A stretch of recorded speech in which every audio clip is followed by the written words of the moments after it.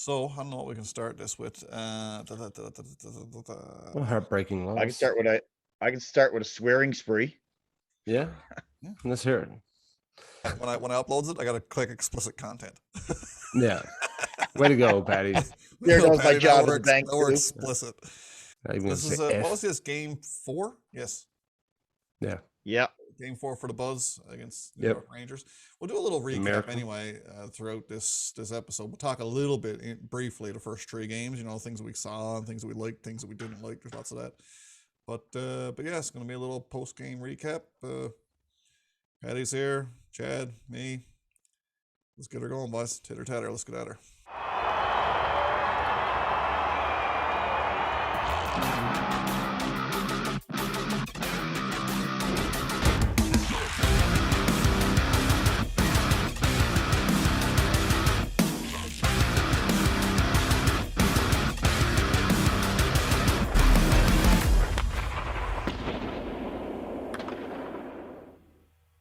That was a bullshit ending that we knew was coming. No kidding. You know what? Like, I don't know if this could be real, but I'm actually more pissed tonight than I was in Game 7 against Montreal. Really? See, Yeah, I'm not that upset. No, I am, because you know why? Like, they really tried the first 2 games of the year. Boy, I got to say, I was worried whether they beat Montreal or not. Those last 2 games, especially tonight, it goes unnoticed sometimes when you lose your best player. And I think back to when they lost to Tavares in the playoffs. And the easy thing, and I said it before, the easy thing to say was, well, the remaining players were still better than Montreal on paper. However, it do have a significant mess up on your lines. Everybody was back in the right place tonight. I thought they were fantastic. It's one of those games you look back, yeah, they deserve to win that. 10 out They of were 10 firing times. all cylinders. They look lethal, and that's what I'm thinking. Like, if they played that game 10 times, they're winning 9.9%. You know, they just didn't go in. It's game 4. It's fine. Shesterkin's a fine goalie. This A is ball, why, 40 saves. Yeah. well, this is why I love chatting Leafs hockey with 2 of you guys in particular. You got 3 guys here. Patty's like, I'm rotted. I hate it more than anything in life. Chad's like, yeah, it's okay. And here I am. I'm happy. They lost, and I'm actually happy. It's the happiest time I've been for a Leafs loss in eons, because I think we're all looking at it. We're all looking at the same result. We're all looking at it a little differently. You know what I mean? Like I was sitting there the whole game, and I was like, even in the third period, like when there was like 5 minutes left, I was like, I don't even care if the Rangers pump one in. I literally don't care, because I watched a full 60 minutes where I thought the Leafs, I won't call it dominated. They dominated on the shot clock. Like when I was looking, I can't remember what it was in the third, and I looked at, because I hadn't looked at the shots all game. I knew they were leading in that, but I just didn't look. See the And possession it was like time. 32 to 13 or something. I was like, Oh, yeah. really? Yeah. It's that lopsided? I was expecting it to be 10 or so, or maybe but it didn't surprise me, because I was like, yeah, well, I mean, Matthews got 6 or 7 shots himself for sure, and I started totaling it up. I'm like, yeah, no, this makes a lot of sense. But like, I really, because I've become such a critical fan of the Leafs, I don't really I don't look at their offense too critically anymore. I look at the defense a lot, and tonight, man, I was so impressed with a couple of players on that back end. David Kemp again looks solid, winning faceoffs on the power play.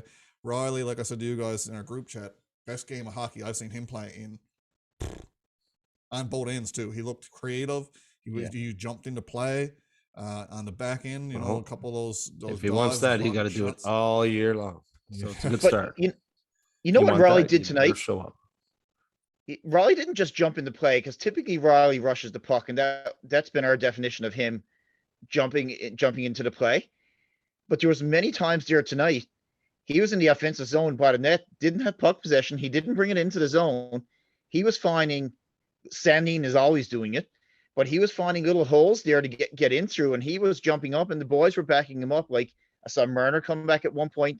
Matthews came back to cover him. I can't recall ever seeing Rielly like that, probably 3 years ago when he was pure with Ron Hainsey. Yeah, but that's about it. If that's what we got this year in him, like, yep. you know what? I can't recall the last time the Leafs lost that I couldn't critique something. I don't have one critique of their game. I didn't see a bad pass. No. Their power play, I don't care if it went in, like they were getting 4 or 5 Terrorizing the shots. posts. Like, How many posts they I hit don't have tonight? one critique. I, Spezza, I was going to message you guys, like in the third period, he had a back check where he got in front of the player going into the defensive zone, and he laid that check on him at the boards at the and went and secured the puck and everything. I'm like, boy, all I ask is that they play like this every game. Oh my god! I'd be Yeah, You got satisfied. Nylander it's gonna be killing great. penalties. Half the games played at that level, Yeah. I'd be satisfied because I haven't seen Yeah. them play that well.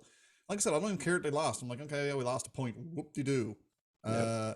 If they put in that kind of effort, because the effort was there, like you're looking at it, you're like, man, they look like That they're compete working. level was Yeah, hard, yeah. and through 4 lines. My only critique, and this is soft. This is like last season when Chad said that Justin Hall had a bad game one time or was unnoticeable. Yeah. This is my soft critique. Yeah. I'm not overly impressed with Kasha yet. I'd not seen. No, I'm much not either. from him. I mean, he's one of those guys who gets the puck along the wall and kind of just pushes it up the wall and then goes for a change or loses it in a puck battle and then goes for a change. You know, I haven't seen anything even remote. And after I seen the Marlies highlights from yesterday, I saw Josh Hosang and Nick Robertson pair up. Did you see that? Yeah. That goal that they scored? Oh, That was beautiful. absolutely sick. I Yeah. mean, if I'm Engvall or Kasha or any of these guys, I'm gonna work because there's fellas Except behind 'em Robertson who got are hurt. gonna get paid, right? Yeah. So Except Robertson's hurt again. yeah, well, there's See him that. go down? That didn't look I good. didn't see the play. Yeah. But I Didn't watched Didn't the look play, good. and I was like, ugh. Yep. It's too bad, man. I He just can't hope he's catch not a gonna break. be one of those. Go ahead. On the same team with Kasha. Richie was a little bit better tonight. Nothing Kind of me nothing with him so far. nothing fantastic. Bunting, you can spend an hour on Bunting. Oh god, Yeah. such a fan. Simmons looks a little bit faster. I saw a couple You of think so? I was yeah, he thinking looks looked he like looks a Simmons. little bit he looks a little bit better. Like nothing too big, but Mm. I just thought the Leafs did. I don't see any reason why they can't mimic what they did tonight because I don't think they did anything too special. They just played a really, really good hockey game. And Yeah. like, if this is the Jack Campbell we're getting for the rest of the year, I'm telling you, like he is making saves and he's well positioned. They're not lucky saves by no means. It's not like he's out of position and he's diving back to get a puck. He's just so solid. Like That's my only critique for the game is that with the save he made in overtime, you just feel like the boys owe him one. You know, just pop one in, and it's just I mean that's overtime hockey in NHL. It's not even really hockey. It's the most exciting thing in professional sports, but it's not real hockey now, is it? It's a breakaway challenge kind of deal, and Oh yeah. you know, 3-on-3 hockey, man. It's fantastic. It's fun.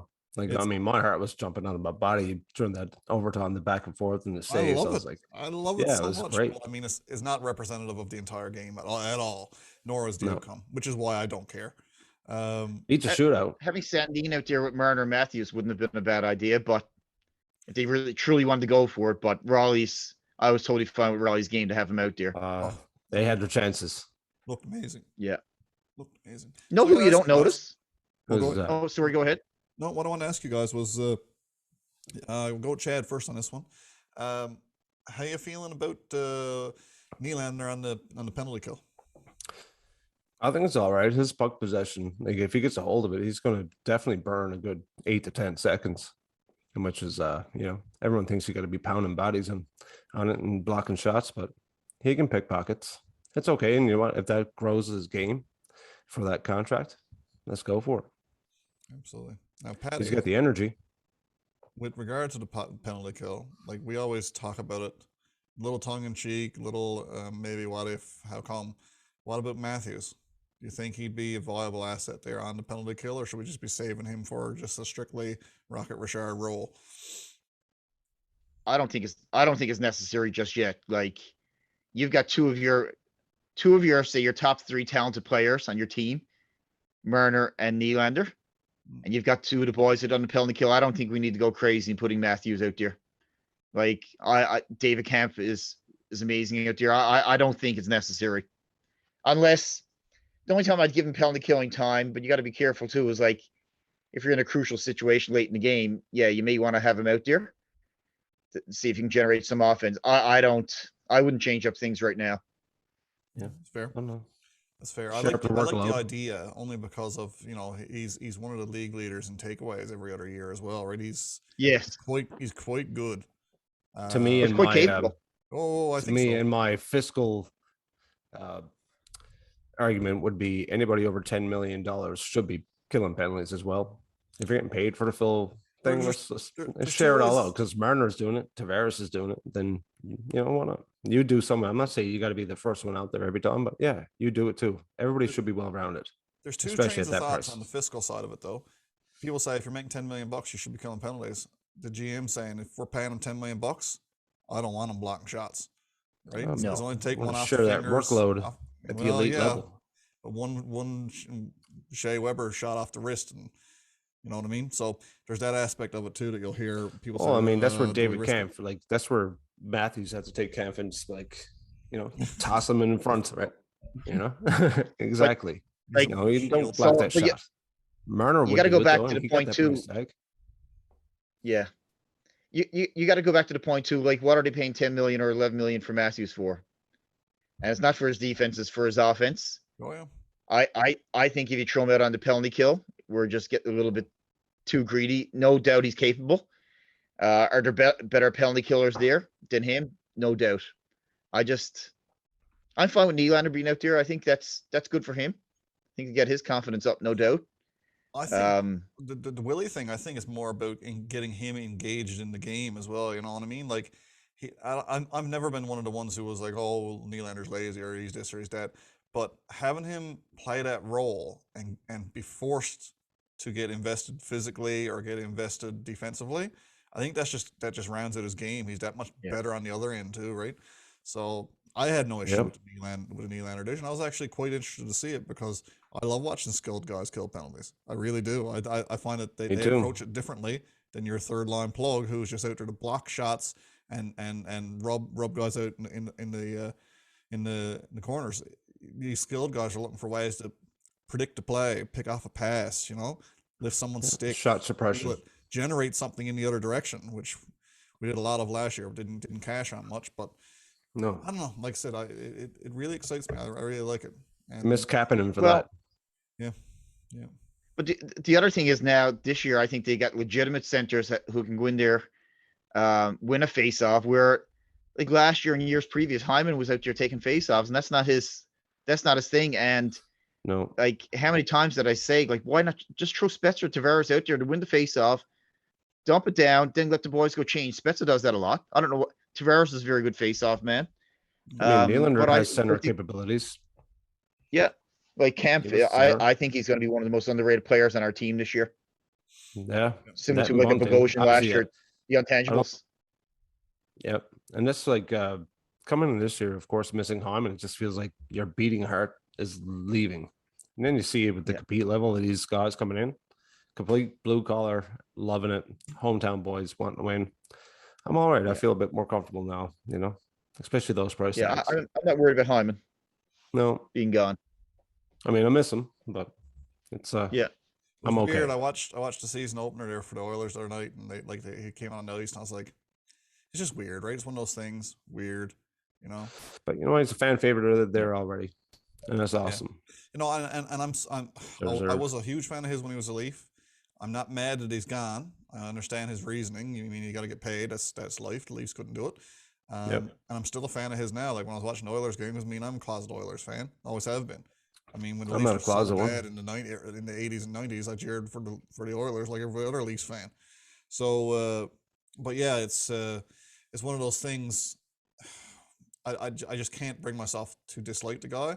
But when I look at what we got, I mean, you basically signed the three of those guys, Kampf, Ritchie, and Bunting, for the same price that you would have had to pay Hyman.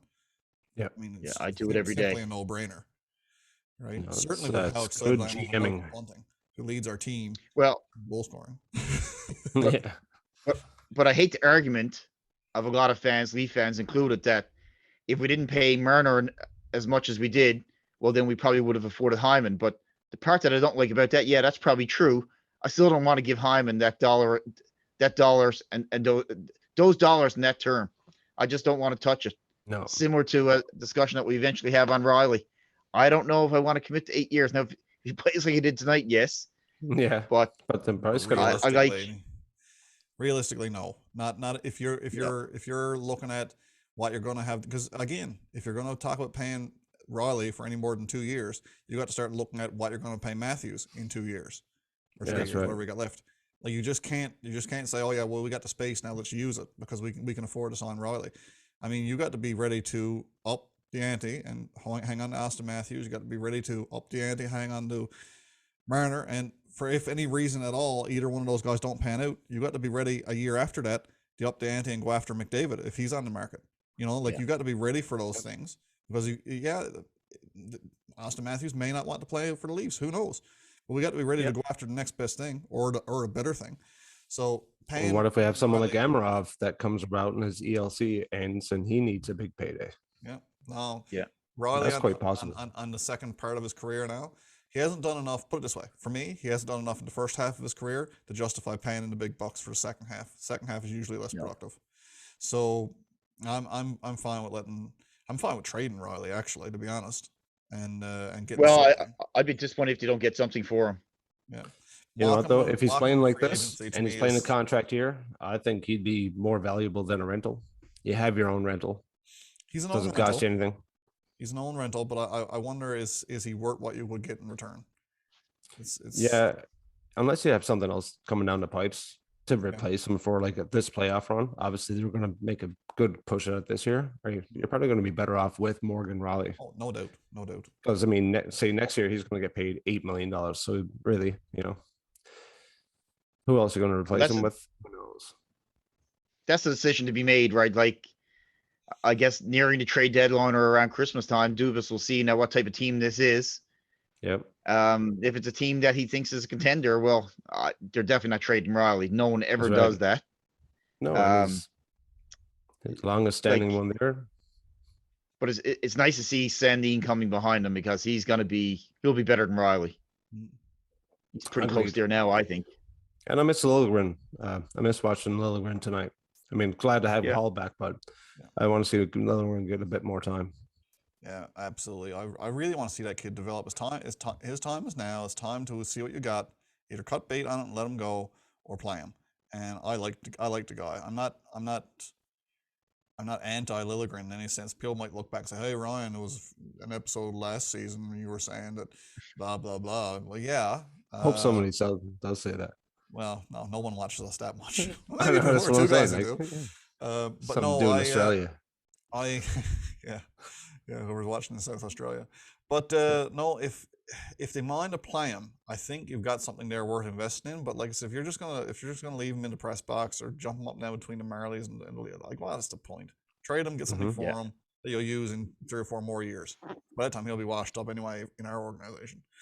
So, unless there's an injury this year, I don't see him finding his way in. But next year's a different story. So I'd keep him up this year.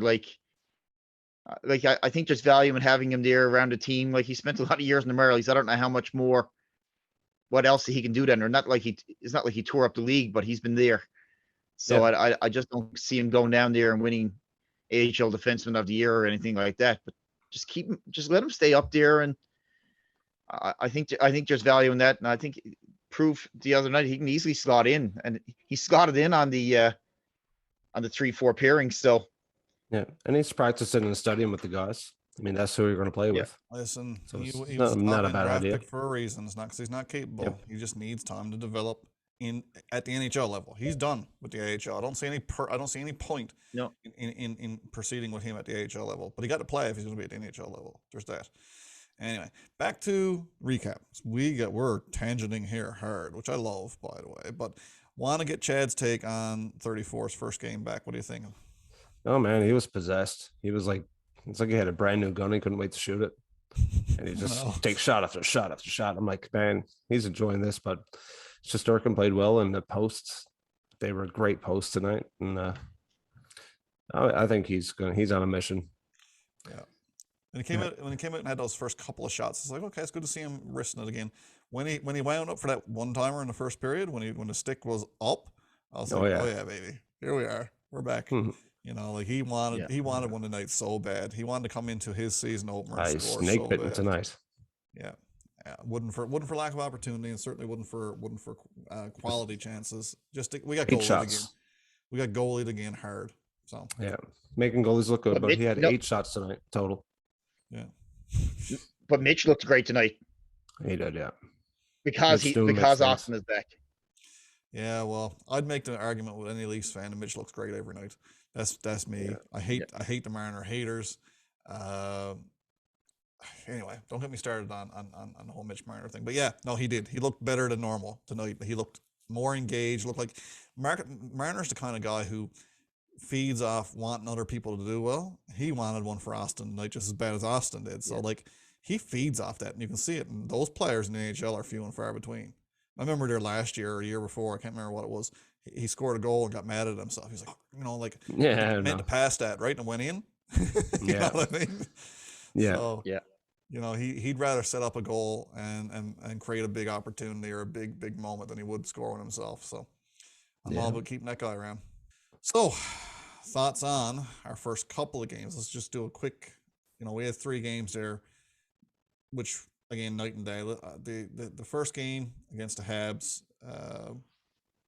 it is what it is. I mean, the Habs suck. We all know that. I didn't put a lot of weight in that game per se. It was literally the first challenge that they've had this season. What tormented me was the 2 Ottawa games, right? We had one where the first one I was like, this is as bad as it gets. Like it's not going to get any worse than this. And then they come back the next night, which by the way I thought was again comparable effort to tonight. Their second game against Ottawa, I was like, man, that's a complete 60 minutes. I'm all about that. It wasn't exciting hockey. I didn't particularly enjoy the game. It was a bit of a snooze, but sometimes that's a nice change of events from, the epic collapses or the blowouts or the stupid stuff we've gotten accustomed to, But it was coming together. Yeah, no, it is. What do you guys make of the first 3? Anything you pulled out of those games? I feel much better after this game and the last Ottawa game. Because if that's what our team looked like in that first Ottawa game for the rest of the year, we have no chance of making the playoffs. I didn't think we were that bad. I think there was some in between that first goal and the second goal that Ottawa scored. I thought we dominated at times and just running into some bad puck luck as well. But I'm happy with the team right now. I to your point earlier, you're not happy with the loss, but you're happy with the way they played.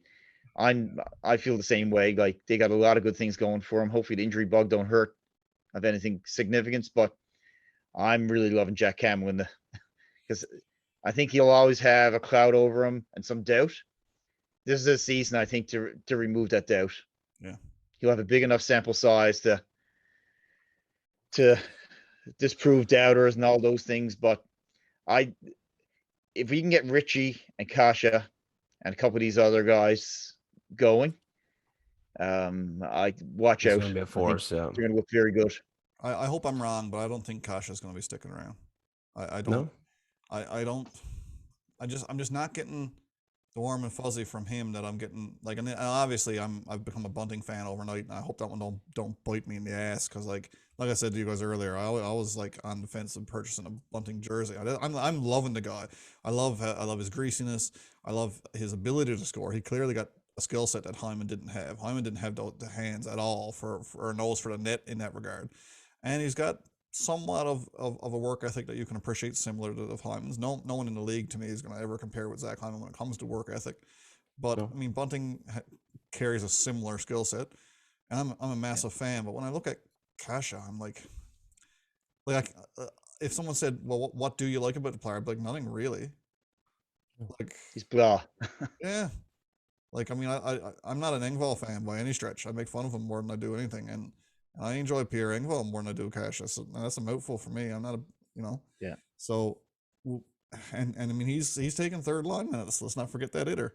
You got 3 guys, in my opinion, on the fourth line who could take his job, right? Yeah, and you got a Matteo. He's going to take someone's job. I like Mike Matteo. I really do. Yeah. I mean, he hasn't shown a lot in the first couple of games he played, but neither did the team. You know what I mean? No, So he's got the skill. I'd He's be waiting. quite okay with him stealing someone's job too on that third or fourth line, because in the preseason, man, he was making plays. I was like, this guy can make plays, right? And it wasn't just out there on a checking role or in, he was actually in the offensive zone making passes that you'd expect from a top six forward. So, and everyone talks about losing Brooks, but I was looking at something the other day, quote Sheldon Keefe had, where he said, yeah, well, he said it was a tough decision. It's sad to see Brooksy go, but when you look at Michael Amadio and Adam Brooks, both drafted the same year. Brooks had 17 games of NHL experience. Amadio had 173. Something like that. That might be off by a number, one or two. But point being, 200 games of the difference. Yeah, 150 games. Yeah, that's right. Extra experience, and a player who was drafted much in the same. I think they were in the same bracket there somewhere. I think Brooks was like third round or something stupid. Mario was second round. So they're comparable players, but one has got a higher pedigree and better development. Clearly, that's no knock on Brooks. We chatted with Joe Bowen there last week. I almost called him Bo Joan. We chatted with Joe. That is my Twitter name, by the way. Bo Joan. Yeah. But yeah, like Joe, like Joe said, it's hard to see a guy go when his sample size was small, but every time he was on the ice, he produced something. So, yeah, that's right. But no, I like Mario. I like Mario better than I do, like I said, Engvall or Cassius. So no, Sheldon. Yeah. We're 4 games in, and that's you. Like I'm looking at the last 3 games. Jack Campbell, if he stays healthy, that's what we need. He looks great. Michael Hutchinson, he's back. Always finds his way back. And like Martin Marinson. He's the Martin Marinson of goalies. Yeah, I think that's going to be the thing. It's if anything's going to hurt our season, it's going to be injuries. Everything else is fantastic. Everyone's playing great, and I think they will continue to do so. But if injuries happen, then that's sports. Yeah, that's the only thing that get me down. There's no one I want to lose. If you compare us against Tampa Bay right now, Tampa Bay pretty much lost their third line. Yeah, and that was a difference maker. And you got Kucherov is going to be out long term now. He'll be back. So they essentially got Stamkos and they got Brayden Point. Yeah. So like that's Kucherov gone. That's huge. Yeah. Not that I wish him. I think Tampa's going to be fun. I think that's going to hurt people's hockey pools more than anything else. That's the only thing that's going to hurt. And I never picked them, so I'm okay. No, I never either. No, I'm not concerned about Tampa Bay's ability to put the puck in the net. Put it that way. No, I mean it does hurt them. No, there's no question you can't lose when you're Kucherov can. Man, are they ever deep? And I always think that we're deep, but we're not. When you compare us to some of those other teams, man. We got the potential. We always got the potential, but that's it. Put the money where the mouth. I like Spitz. Like when you got Spitz on your fourth line and he's rushing the puck on the second power play unit, and like he's still got his wheels. Like that's why he's still in the NHL, and he's still got his smarts. Like I think we're pretty deep. Again, injuries Tampa lost Goudreau, Coleman, Gordy, like big role players that they lost, and I don't think they really replaced them. I know they got Corey Perry, but he's a little bit long in the tooth than I compared to those 3 guys. Yeah, maybe last time. They don't. Yeah, they don't compare. Like Bogosian's hurt down there in Tampa Bay now. I think he's gotten 6 weeks. Yeah. Like I think if Leafs like they'll 9 times out of 10 they'll win this game that they played tonight. It feels so weird. Like this whole I never thought playing against the Americans now would be different. It is. This is crazy. The fact like I couldn't believe they played the Rangers tonight. Yeah. And I was a little nervous all day leading up to this game. I'm like, I don't know what to expect here. I was happy to watch Fox play a game. I haven't watched the Rangers hardly at all. I watched the highlights of Fox, and I'm actually happy to watch him play. He's good to watch. And Shesterkin, I mean, he's a real deal. Critical on Panarin tonight. Yeah. For not shooting. Yeah. That's what he does. What everybody should be doing. Lafreniere don't do it much for me though. Not yet. He might be a little bit slow. I mean, he might have a case of McKinnon's. You never know. Yeah. I think he's got a case of the Ryan Nugent Hopkins where he's just going to be kind of an average player. Yeah. Above average, I would say. A good $7 million player. Yeah, no, it's not a bad thing necessarily, but it's not what you're shooting for when you're going first overall. You're hoping for that Austin Matthews, Connor McDavid guy. But anyway, that's He'll not know always his good. role. Yeah, you never know. So, what do we got coming up now in the way of games? The next game is Friday. Friday night, Friday, yeah. Sharks San at Jose home. at home in Toronto. So, Getting off to Pittsburgh. what are we expecting out of that game? Like, what are you guys hoping to see? I mean, we talked in at length about the work ethic the last two games, but what are you guys hoping I will to see? go ahead and say it'll be. Let's go with a Jack Campbell shutout, 4-0. How about that for bold predictions on a I'm Monday? fine with that. I'm more worried about the Saturday game. Oh, yeah? Pittsburgh, yes. Yeah, Just because it's back to back and traveling, like, road game, yeah, crossing borders. yeah. Is Crosby back? Which start do you give Campbell? I don't think so. I know Malkin isn't. Which start do? Definitely give him the Pittsburgh start. Hutch can have all San Jose. Well, we're not going to see Evander Kane for a while. That's a plus, I guess. Yeah. Yeah. Well, Suspended. like the fact that we're talking about which start for Campbell, I'm glad we're past the Babcock days where Freddie would always go first. to first game, correct? No matter what the matchup was. You Wasn't that also a Freddie choice? Or whatever. I think that was also a Freddie choice too. Now, knowing him, he Yeah, probably want to play both. Yeah, that's where the coach got to step in though and say, no, this is the game you're going to play. Like for the Right. betterment of the team, it shouldn't be up to Freddie. Like give him the tough game. Like that's what he's number one goalie for. Yeah. So I don't know, man. Like I'm fine with the way Keefe coaches around the goaltending and everything. Yep. Yeah, me too. Give him his job, let him run with it, and perhaps Jack would rather play San Jose. If that's the case, I mean, maybe you consider that. I don't know, but to Yeah. me, you play your best goalie against your best team in a back-to-back. Give yourself a chance Yeah. winning two instead of Babcock's. Let's get one out of the two. Yeah. So, no, fair enough. No, I'm really looking forward to another back-to-back. I mean, I'm looking forward to the boys getting a break. I mean, they've played 4 games now in 5 days, isn't it? Something like that, or no? Yeah, something like that. There was a couple. I think 3 teams over the weekends played their first game of the season. At least said, well, they were playing their third one. Yeah, now they're due for a couple days off now. You know what? I'm fine with the schedule heavy in the front. Yeah. Oh, definitely. It's always been heavy in the back and road. So I never looked at the back end schedule yet. Actually, it's odd for me.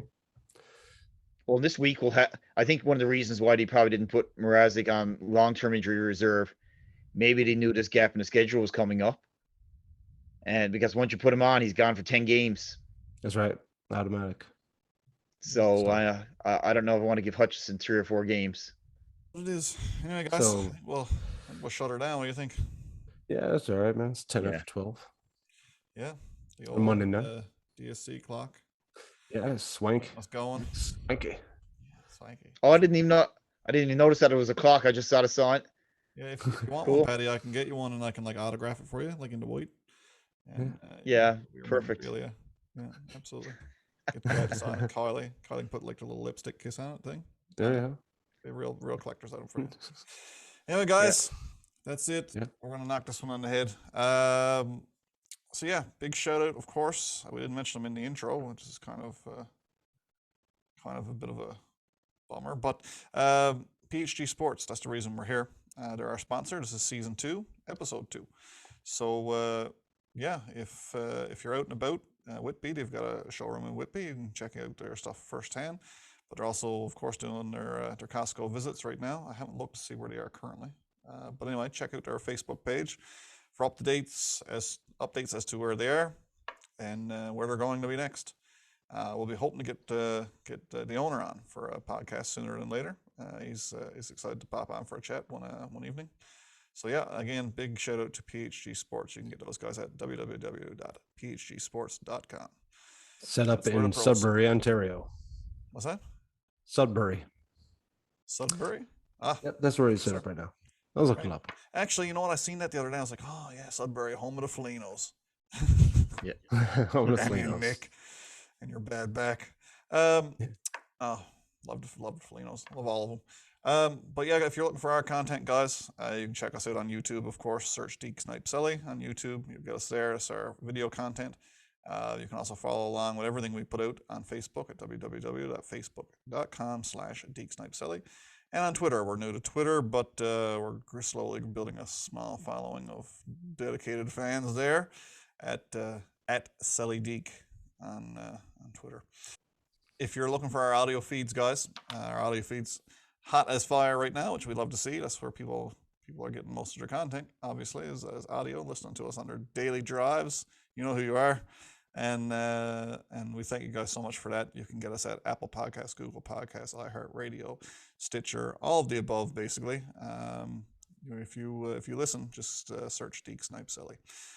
So, guys, I guess that's it. I guess we'll go peace out. Yep. Yep. Cheers.